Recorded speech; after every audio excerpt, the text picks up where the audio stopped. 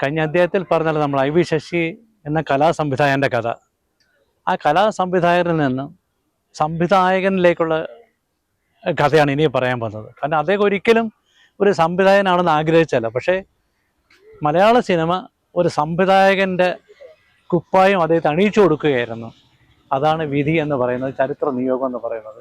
ഏതൊരാൾ എവിടെ എത്തണമെന്നുള്ള കാലം തീരുമാനിക്കും. അങ്ങനെ മലയാള സിനിമയിലെ കാരണവർ ഇറങ്ങിപ്പോടാ എന്ന് പറഞ്ഞ അസിസ്റ്റന്റ് ഡയറക്ടർ പദവിയിൽ നിന്ന് മലയാളത്തിലെ കൊമേഴ്ഷ്യൽ സിനിമയുടെ ഏറ്റവും വലിയ വക്താവായി മാറിയ സംവിധായകനായി മാറിയ കഥയാണ് ഇനി പറയാൻ പോകുന്നത്. അത് വളരെ രസകരമാണ് ആ കഥ. അങ്ങനെ ആർട്ട് ഡയറക്ടറായിട്ട് ഇങ്ങനെ ജോലി നോക്കിക്കൊണ്ടിരിക്കുകയായിരുന്നു അദ്ദേഹം. അങ്ങനെ നോക്കിക്കൊണ്ടിരിക്കുമ്പോഴാണ് ഈ ക്രിസ് ആർട്സ് എന്ന് പറഞ്ഞുകൊണ്ട് നമ്മുടെ വാനമുദം ഒക്കെ പ്രക്ഷേപണം ചെയ്തുകൊണ്ടിരുന്ന ഒരു ക്രിസ്ത്യൻ ആർട്സ് സൊസൈറ്റി ഉണ്ടായിരുന്നു. അവരുടെ ക്രിസ് ആർട്സ് എന്ന പേരിൽ ഫാദർ റവറൻഡ് സുവി, അദ്ദേഹം നല്ലൊരു സിനിമാ പ്രേമിയും ഒക്കെ ആയിരുന്നു. അദ്ദേഹത്തിൻ്റെ സംവിധാനത്തിൽ കാറ്റ് വിതച്ചവൻ എന്നൊരു സിനിമ, അതിൻ്റെ കഥ ആലപ്പുഴയുള്ള ഷെരീഫ് എന്നൊരാളാണ് എഴുതുന്നത്. അതിലാണ് പൂവച്ചൽ ഖാദർ ആദ്യമായിട്ട് പാട്ടുകളൊക്കെ അറിയാം. മഴവില്ലിന്നജ്ഞാതവാസം കഴിഞ്ഞു, പിന്നെ മേരി ശൈല പാടിയ നീ എൻ്റെ പ്രാർത്ഥന കേട്ടു, നീ എൻ്റെ മാനസം കണ്ടു, ആ പാട്ടൊക്കെ അതിലുള്ളതായിരുന്നു. അപ്പോൾ അതിൽ ഉമ്മറും വിജയ നിർമ്മലമായിരുന്നു നായകനും നായിക. പക്ഷേ ഈ ഫാദറിന് സിനിമയും കഥയും മറ്റു കാര്യങ്ങളും അറിയാമെങ്കിലും ക്രിയേറ്റീവ് ഉണ്ടെങ്കിലും ടെക്നിക്കലായിട്ട് വളരെ അറിവ് കുറവായിരുന്നു. പക്ഷേ അതിങ്ങനെ വേണം, ഇങ്ങനെ എടുക്കണം, എന്തൊക്കെ വേണമെന്നുള്ള കാര്യങ്ങളൊക്കെ പറഞ്ഞു കൊടുത്ത് ചെയ്തിരുന്നത് ശശിയുടെ നിർദ്ദേശപ്രകാരമാണ് റവറൻ ഫാദർ സുവി ഇതൊക്കെ ചെയ്തുകൊണ്ടിരുന്നത്. സംവിധാനം എന്ന പേര് വന്നെങ്കിലും അത് കണ്ടവർക്കെല്ലാം അറിയാം, ഉമ്മറിനും അറിയാം, അതിലെ നായിക വിജയ നിർമ്മലയ്ക്കും അറിയാം. ഈ സിനിമയുടെ നിർദ്ദേശങ്ങൾ മൊത്തം ഐ വി ശശിയുടെ നിർദ്ദേശപ്രകാരമാണ് ചെയ്തതെന്നറിയാം. അങ്ങനെ ഇരിക്കുമ്പോഴാണ് വിജയ നിർമ്മല വന്ന് ചോദിക്കുന്നത്, നിനക്ക് എൻ്റെ കൂടെ നിൽക്കാവോ, എനിക്കൊരു പടം സംവിധാനം ചെയ്യണമെന്നുണ്ട്, എന്താ?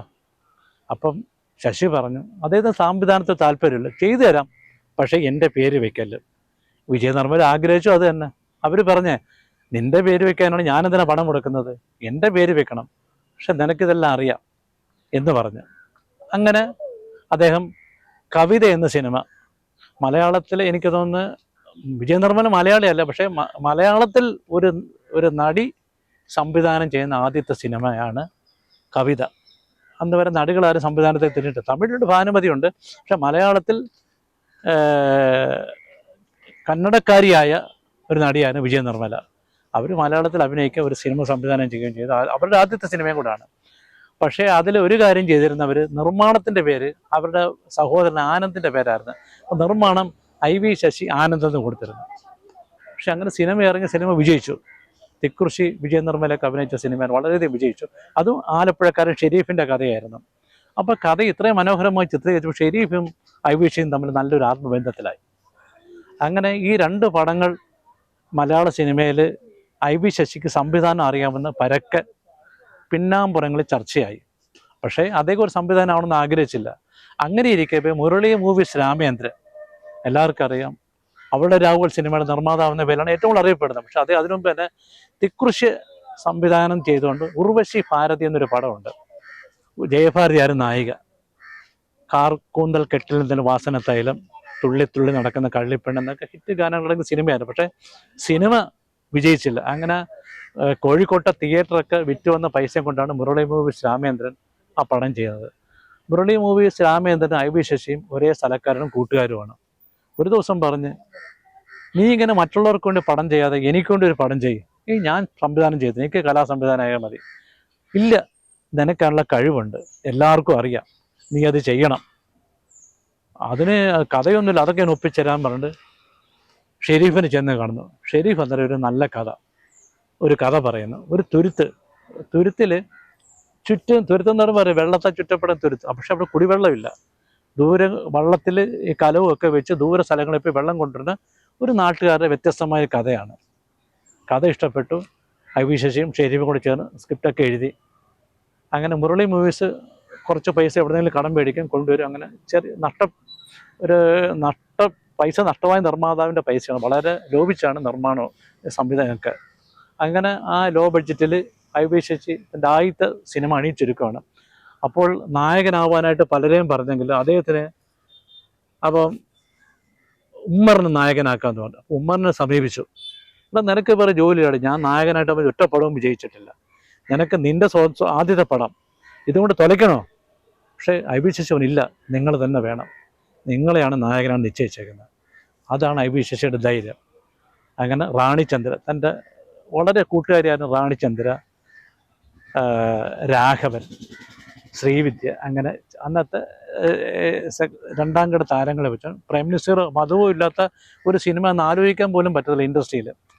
അപ്പോൾ വിതരണക്കാർ ആദ്യം നമ്മളൊരു പടം വിതരണക്കാരെ കാണുക, അവരാണല്ലോ തിയേറ്ററിൽ എത്തിക്കുന്നത്. അവർ ചോദിക്കുമ്പോൾ ആരുണ്ട്, പ്രൈം മിനിസ്റ്റർ മധുവോ ആരൊക്കെ ഉള്ളൂ? സോ അങ്ങനെ ചോദിച്ചാൽ അവർ പറയും ആരും എടുക്കത്തില്ല അങ്ങനെ വിതരണത്തിന് പടം.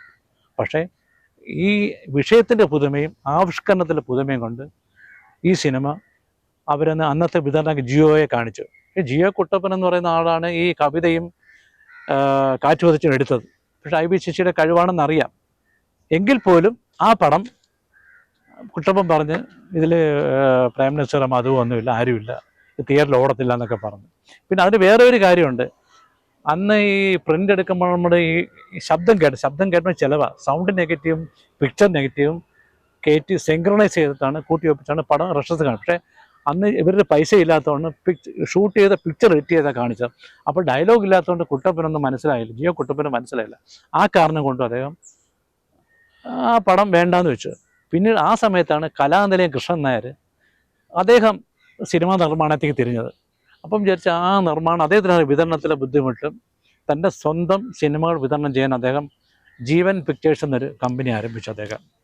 അങ്ങനെ ആ സമയത്താണ് മുരളി മൂവീസ് രാമേന്ദ്രൻ ഇവരെ സമീപിക്കുന്നത്. കലാനിലയം കൃഷ്ണൻ നായർ പറഞ്ഞ് അദ്ദേഹത്തിന് പടം കണ്ട് ഇഷ്ടപ്പെട്ടൊരു പുതുമയുണ്ട്, കൊള്ളാം, എടുത്തു. അങ്ങനെ കോഴിക്കോട് രാധാ തിയേറ്ററിലാണ് ഇവർ സ്വന്തം നാട്ടിൽ പടം കാണാൻ വരിക. രാധാ തിയേറ്റർ തൊട്ടടുത്ത് ലോഡ്ജുണ്ട്. അവിടെ ശശിയും മുരളി മൂവീസ് രാമേന്ദ്രനും കൂടി ഇരിക്കും. രാവിലെ ലോഡ്ജിൽ കൂടെ നോക്കുമ്പോൾ തിയേറ്ററിൽ ആളറിയാം. പോസ്റ്റർ ഒക്കെ ഒട്ടിച്ചിട്ടുണ്ട്, പത്രത്തിലൊക്കെ നല്ല പരസ്യം കൊടുത്തിട്ടുണ്ട്. പക്ഷേ ബാറ്റിക്ക് കുറച്ച് ആൾക്കാർ, ഫസ്റ്റ് ഷോയ്ക്കും കുറച്ച് ആൾക്കാർ, സെക്കൻഡ് ഷോയ്ക്കും കുറച്ച് ആൾക്കാർ. വളരെ നിരാശ. കാരണം നാട്ടിലുള്ള വീടും സ്ഥലമൊക്കെ വിറ്റിട്ടാണ് പടം എടുത്തേക്കുന്നത്. മറ്റൊരു പടം പൊട്ടിപ്പോയി ടെൻഷൻ. ഇയാൾ മുരളി മൂവീസ് രാമേന്ദ്രൻ ആഹാരം കഴിക്കത്തില്ല. ശശിക്ക് ഒന്നും പ്രശ്നമൊന്നുമല്ല. പക്ഷേ ഇവർ അടുത്ത ദിവസം മാറ്റിനിക്കാട് ഫസ്റ്റ് ഷോ ആയപ്പോഴത്തേക്ക് കുറച്ച് ആൾ വന്നു, സെക്കൻഡ് ഷോയ്ക്ക് അതിൻ്റെ ഇരട്ടി വന്നു. ഞായറാഴ്ച ആയപ്പോഴത്തേക്ക് തിയേറ്റർ ഫുള്ളായി. സന്തോഷം കൊണ്ട് അവരുടെ മനസ്സ് നിറഞ്ഞ് മുരളി മൂവീസ് IB ശശിയെ കെട്ടിപ്പിടിച്ചു, പൊക്കിയെടുത്ത് ഉയർത്തിയെന്നാണ് പറയുന്നത്. അത്രയ്ക്ക് സന്തോഷമായിരുന്നു. അങ്ങനെ ഉർവശി ഭാരതി നഷ്ടപ്പെട്ടത് മൊത്തം തിരിച്ചു പിടിച്ചു. അപ്പോൾ മലയാളക്കര ഒന്നൊന്നായിട്ട് എഴുതി, ഇതാ ഒരു പുതിയ സംവിധായകൻ, അന്നത്തെ സൂപ്പർ സ്റ്റാറുകളില്ലാത്ത നല്ല കഥ എങ്ങനെ സംവിധാനം ചെയ്തെടുക്കാമെന്ന രീതിയിൽ ഒരു സിനിമ വിജയിച്ച് പത്രങ്ങളൊക്കെ എഴുതി. അങ്ങനെ IB ശശി എന്ന സംവിധായകൻ്റെ ആദ്യത്തെ സംരംഭം നല്ല വിജയമായി. അങ്ങനെ ചെലവ് ചുരുക്കി വലിയ താരങ്ങളില്ലാതെ പടം എടുക്കുന്ന ഒരു സംവിധാനം നിലയിൽ IB ശശി. അങ്ങനെ അത് കഴിഞ്ഞിട്ട് രണ്ടാമത്തെ പടം അയൽക്കാരി, ഒരു ചെറിയൊരു വിൻസെൻറ്റ്, രാഘവൻ ഇങ്ങനെയൊക്കെയുള്ള വെച്ചുകൊണ്ടാണ്. ജയഭാരതി ഉണ്ടായിരുന്നു. അതിൽ ദേവരാജ മാസ്റ്റർ നല്ല ഇലഞ്ഞി പൂമണം ഒഴുകി വരുന്നുള്ള പാട്ട് അതിലൊക്കെയാണ്. അത് നല്ല പാട്ടാണ്. അത് കഴിഞ്ഞിട്ട് അഭിനന്ദനം എന്നൊരു പടം, അതിലാണ് പുഷ്പതൽപ്പത്തിൽ വീണുറങ്ങുന്ന റാണി ചന്ദ്രലേഖ അഭിനയിച്ചത്. അപ്പോൾ വിൻസെൻ്റ്, രാഘവൻ, ഉമ്മർ ഇങ്ങനെയുള്ളതൊക്കെ വെച്ചുകൊണ്ട് ചെറിയ ബഡ്ജറ്റിൽ എത്രയും പെട്ടെന്ന് പടം ഒതുക്കി തീർന്നിട്ട് വളരെയധികം വിജയകരമായി തീർന്നു. അങ്ങനെ എല്ലാം ആയിൽ തുടങ്ങുന്ന ഒരു പേരുകളായിരുന്നു. അയൽക്കാരി, അഭിനന്ദനം, ആലിംഗനം. ആലിംഗനത്തിൽ ശ്രീദേവി വരുന്നുണ്ട് സിനിമയിലൂടെ. ശ്രീദേവി അന്ന് തുലാവർഷത്തിലൂടെ നായികയായിട്ടുണ്ടെങ്കിലും ശ്രദ്ധിക്കപ്പെട്ടത് IV ശശിയുടെ സിനിമകളിലൂടെയാണ്. ആലിംഗനത്തിൽ രാഘവനും വിൻസെൻ്റ്, ശ്രീദേവിയും ഒരു പ്രത്യേക തരത്തിലുള്ള കഥയായിരുന്നു ആലിംഗനത്തിൻ്റെ. അതും സൂപ്പർ ഹിറ്റായി. പിന്നീടാണ് മുരളി മൂവീസിൻ്റെ അടുത്ത പടം വരുന്നത് അനുഭവം. അനുഭവം ആ വർഷത്തെ ഏറ്റവും നല്ല നടിക്കുള്ള അവാർഡും നടനുള്ള അവാർഡും ഷീലയ്ക്കും സോമനും നേടിക്കൊടുത്ത സിനിമയാണ് അനുഭവം. അതിൻ്റെ കഥ നമുക്ക് അടുത്ത ലക്കത്തിൽ പറയാം. അനുഭവം അന്ന് അടിയന്തരാവസ്ഥ കാലമായിരുന്നു. ഒരു മദ്യപാനിയായ ഒരു സ്ത്രീയുടെ കഥയാണ് സിനിമയാക്കുന്നത്. അതും ആ ഷെരീഫിൻ്റെ ആ വ്യത്യസ്തമായ കഥ ധൈര്യം കാണിച്ചത് മുരളി മൂവീസ് രാമേന്ദ്രനാണ്. പക്ഷേ അവർക്ക് ഒരുപാട് കഷ്ടപ്പെടേണ്ടി വന്നു. ആ കഥയൊക്കെ നമുക്ക് അടുത്ത അധ്യായത്തിൽ പറയാം. അനുഭവം നമ്മൾ അറിഞ്ഞിരിക്കേണ്ടതാണ്. IV ശശിയുടെ ജീവിതത്തിൽ മറ്റു പലരുടെയും ജീവിതത്തിൽ ഒരു അനുഭവം തന്നെയായി തീർന്ന അനുഭവത്തിൻ്റെ കഥ അടുത്ത അധ്യായത്തിൽ.